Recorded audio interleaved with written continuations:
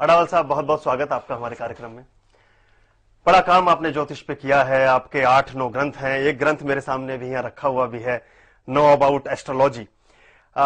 भृगु नाड़ी ज्योतिष से हम शुरू करते हैं और आपने इतने सारे अचीवमेंट्स आपके साथ हैं, बहुत सारे अवार्ड्स आपको मिले हैं, दुनिया में और देश में आपका नाम है। कैसे तो आपकी रुचि ज्योतिष की तरफ, चूंकि अब मुझे पता चला है कि आप शौकिया सब काम करते हैं, किसी तरह का कोई शुल्क कभी किसी से नहीं लेते और एक मिशन की और एक पवित्र ध्येय की तरह इस कार्य को कर रहे हैं। पहला मैं प्रश्न जानना चाहूंगा अपने दर्शकों का प्रतिनिधि होने के नाते कि यदि हम भृगु नाड़ी ज्योतिष को समझें तो ये क्या है? भृगु नाड़ी ज्योतिष क्या है? आपने ठीक है, ज्योतिष मेरे लिए एक हॉबी है, रिसर्च है, तो मैं इस पे मतलब I don't charge anything on this. Bhrigu नाड़ी ज्योतिष जो है ऋषि भृगु ने शुरू करी थी जी। और प्रमाणित ये है कि लोग, हमारे 2 प्लैनेट्स हैं, गुरु और शनि। शनि को लोग बहुत ही मतलब भयंकर प्लैनेट मानते हैं और लोग पूजा पाठ करते हैं, मगर इस विधि में जो ये 2 प्लैनेट्स हैं, गुरु और शनि, ये बहुत महत्व रखते हैं। मोटा तौर से ये है कि गुरु जो है वो आपको बताता है कि इस जन्म में आपको क्या क्या मिल सकता है।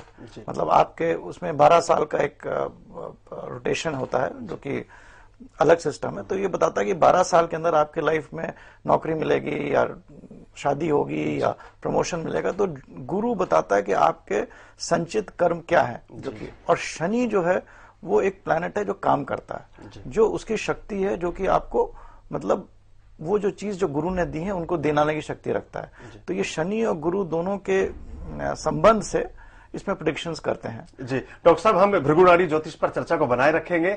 तो भृगु नाड़ी ज्योतिष में जैसा आपने बताया कि हम गुरु जो हैं वो हमारे जीवन में निर्धारण करते हैं और शनि हमें सक्रियता देते हैं, या जो भी हम करते हैं वो उसके माध्यम से होता है। तो इसका ये बाकी जो ज्योतिष की धाराएं हैं, हमारी जो भी शाखाएं हैं, उनसे किस तरह इसको हम अलग समझ सकते हैं? हर उसमें गुरु और शनि का बहुत महत्व होता है, मगर इसके अंदर यह है कि ये प्लैनेट्स जो हैं वो एक हॉरोस्कोप में 1 साल तक रहते हैं और शनि 2.5 साल तक रहता है। तो इनके जो, अगर आपके पास जन्म तिथि, आजकल लोगों की पैदाइश की जन्म तिथि लोगों को बिल्कुल सही रूप से पता नहीं रहती है, 10 मिनट का फर्क हो जाता है, 15 मिनट का फर्क होता है, और कहीं तक ये कि मतलब उसको, तो इसमें गुरु और शनि का जो देखने से एक आदमी के जो मोटा मोटा पता लग जाता है कि इसके जीवन में क्या हो सकता है। तो इससे ये फायदा है कि दूसरे, एक बार इससे पता लग गया तो दूसरे जो हमारे पराशर सिस्टम है या जो भी अलग सिस्टम है उनके साथ कोरिलेट करके या उनके साथ देखकर प्रेडिक्शंस एक्यूरेट होते हैं। और कोई भी एस्ट्रोलॉजी की कोई भी धारा है उसमें कोई ये कहे कि वो बता दे कि ये इवेंट आपका कैसा होगा, शायद मुश्किल है, मगर एस्ट्रोलॉजी से यू कैन गेट इंडिकेशंस कि क्या होने वाला। तो इस धारा से ये फायदा है कि इंडिकेशंस और क्या होगा और एक साल में आपको क्या निर्धारित है, ये काफी सही रूप से पता लग जाता है। जी, जिंदगी में आपकी क्या होने वाला है मित्रों, इसका पता लगाया जा सकता है ज्योतिष के माध्यम से। जी डॉक्टर साहब, आपने बताया बहुत अच्छे ढंग से कि किस तरह से हम इसको शामिल करते हैं और कैसे हमारे जीवन में पता चलता है। क्या किसी व्यक्ति का अगर हमारे पास जन्म की तिथि और जन्म का समय बिल्कुल एक्यूरेट नहीं है तो फिर हम उसका कैसे, उसके बारे में कोई प्रेडिक्शन कर सकते हैं, कोई भविष्य गणना की जा सकती? नहीं, देखिए हर आदमी का क्या होता है कि अब जैसे अब शादी ले लीजिए, अब शादी हर आदमी की मतलब एक इससे गुरु और शनि के उससे पता लग जाता है, और दूसरे प्लैनेट शुक्र है जैसे शादी के लिए, तो ये पता लगता है इस उम्र से 24 से 36 से इसकी शादी होगी। तो शायद अगर समय ठीक नहीं है तो हम ये साल बता सकते हैं, इस साल में ये अच्छा है, शादी का विधि बनती है या मतलब जान पहचान होगी, जो भी वो मतलब पता लग जाता है। तो मगर शायद ये नहीं हम बता सकते हैं इससे, अगर समय ठीक नहीं है, कि एग्जैक्टली कौन से महीने में होगी, कौन से दिन में होगी, कितने अमीर घर में होगी। क्योंकि आप देखिए दुनिया में अगर 100 लोग हैं तो हर आदमी की जिंदगी ज्यादातर एक ही दिशा में चल रही है। 10 लोग नौकरी के लिए परेशान है, 10 लोग शादी के लिए परेशान है, 10 लोगों की नौकरी जा रही, 10 लोगों का 5 या 10% लोग होंगे जिनकी की जिंदगी बिल्कुल उछाल जैसी और अलग से होते हैं, कि एकदम से साइकिल चला रहे हैं तो अरबपति बन जाते हैं, अरबपति हैं तो एकदम से नीचे जाते हैं। ऐसे लोग 5, बाकी सबकी लाइफ है, हर आदमी अपने जद्दोजहद में लगा है। तो इस साइन से जो इंडिकेटिव है, इंडिकेशंस है, वो बहुत अच्छे मिलते हैं, और अगर समय ठीक है तो रिजल्ट की एक्यूरेसी भी बहुत अच्छी। जी, नतीजे कितने बेहतर हो सकते हैं और हमारी जिंदगी में ज्योतिष किस तरह से भूमिका अदा करता है, इस पर हम चर्चा को बनाए रखेंगे। डॉक्टर साहब, भृगु नाड़ी ज्योतिष में जब हम देखते हैं किसी भी व्यक्ति का चार्ट या किसी भी व्यक्ति के जीवन की प्रगति या उसकी जो पराजय है, उसमें किस तरह से हम गणना करते हैं व्यक्ति के बारे में, उसकी क्या, और क्या उसमें उसका जो खान पीन है, उसका रहन सहन है, उसका जीवन का जो आचरण है, पूजा पाठ है, वो भी कहीं तक प्रभावित करता है?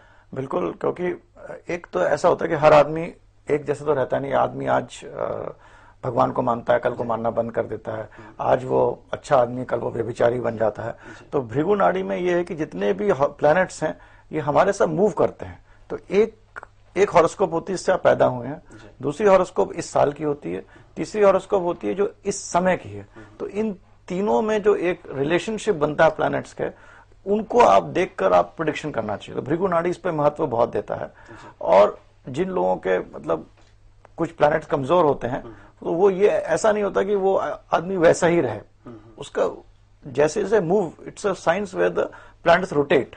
सो as they keep on rotating your mindset also keeps on changing. और आपका दिमागी है, उससे ही आप कर्म करते हैं और उससे ही आपका फलित होता है। तो इस विधि में प्लैनेट्स, उनके कर्म और उन कर्मों के कारण जो आपको मिलता है वो मतलब जब ये हॉरोस्कोप देख रहे थे तो इनके हॉरोस्कोप में कि इनके कर्म ही ऐसे हो गए हैं कि इनको बिजनेस में इंटरेस्ट ही नहीं है, क्योंकि काम नहीं चल रहा। और वो पिछले अगले 2-3 साल में ऐसे ही है।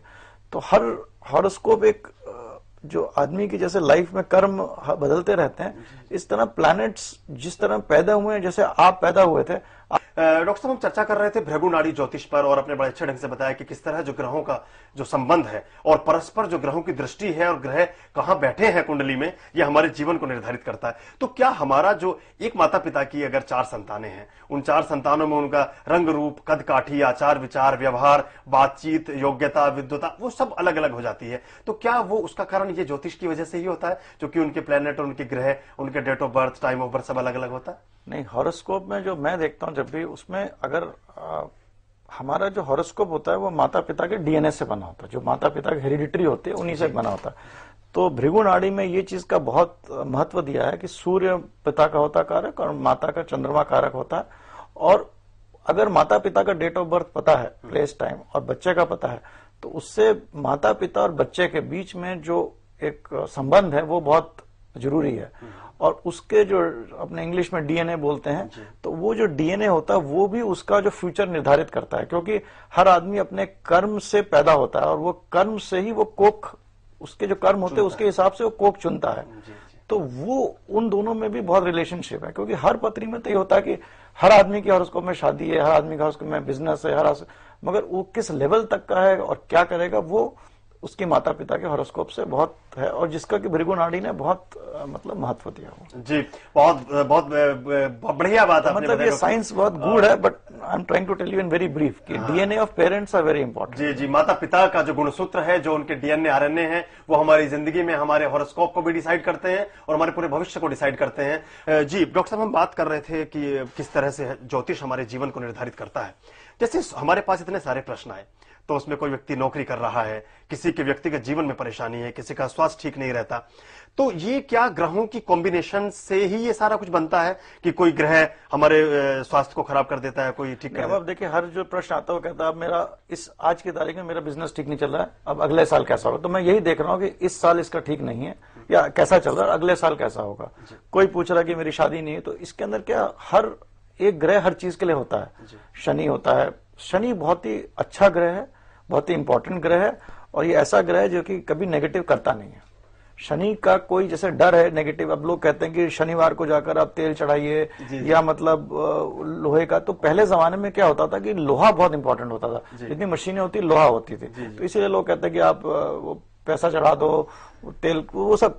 तो मतलब हर चीज के पीछे एक लॉजिक है जो पुराने, उसको अंधविश्वास से करने से कोई फायदा नहीं है। धीरे धीरे तो ऐसा हो गया कि जैसे भगवान ना हो के वो एक चौकीदार की तरह डंडा लेके हमारे पीछे घूम रहा है, तो और हर चीज में है नहीं। तो शनि के लोग तेल और लोहा का ये है कि हर आदमी की जो मशीन होती है तेल और लोहा की होती थी पहले। तो शनिवार को याद करिए कि तेल और लोहा बहुत जरूरी चीज, अपने मशीन को ठीक रखिए। वो एक भावना से शनि को मतलब करना चाहिए। जी, शनि का हमारे जीवन में क्या योगदान है, डॉक्टर साहब मैं चर्चा को बनाए रखूंगा।